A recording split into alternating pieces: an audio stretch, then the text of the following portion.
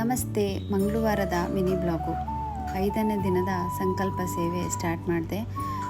ಇವತ್ತು ಏಕಾದಶಿ ಇರೋದ್ರಿಂದ ಹಾಗಾಗಿ ರಾಯರಿಗೆ ಯಾವುದೇ ಥರ ಹೂಗಳನ್ನ ಇಡಬಾರ್ದು. ಮತ್ತು ರಾಯರಿಗೆ ತುಳಸಿ ಮಾತ್ರ ಇಡಬೇಕು, 1 ಲೋಟ ನೀರು. ನೈವೇದ್ಯಕ್ಕೂ ಅಷ್ಟೇ, ಏನನ್ನೂ ಇಡಬಾರ್ದು.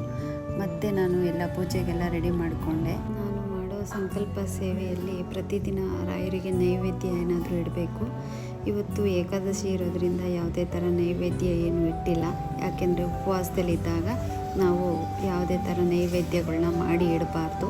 ಏಕಾದಶಿಲಿ ತುಳಸಿ ಗಿಡಕ್ಕೆ ನೀರು ಹಾಕಬಾರ್ದು. ತುಳಸಿನೂ ಉಪವಾಸ ಇರೋದ್ರಿಂದ ಯಾವುದೇ ಕಾರಣಕ್ಕೂ ತುಳಸಿ ಗಿಡಕ್ಕೆ ನೀರು ಹಾಕಲೇಬಾರ್ದು.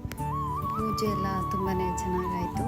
5 ದಿನದ ಪೂಜೆ, ರಾಯರ ಸೇವೆ ತುಂಬ ಚೆನ್ನಾಗಿ ಆಯಿತು. ನಾವು ಏನಾದರೂ ಸೇವೆ ಸಂಕಲ್ಪ ಮಾಡ್ತೀವಿ ಅಂದರೆ ಏನಾದರೂ ಅಡೆತಡೆಗಳು ಬರುತ್ತೆ. ಆದರೆ ಈ 5 ದಿನ ಯಾವುದೇ ಥರ ಏನೂ ತೊಂದರೆ ಆಗಿಲ್ಲ. ತುಂಬ ಚೆನ್ನಾಗಿ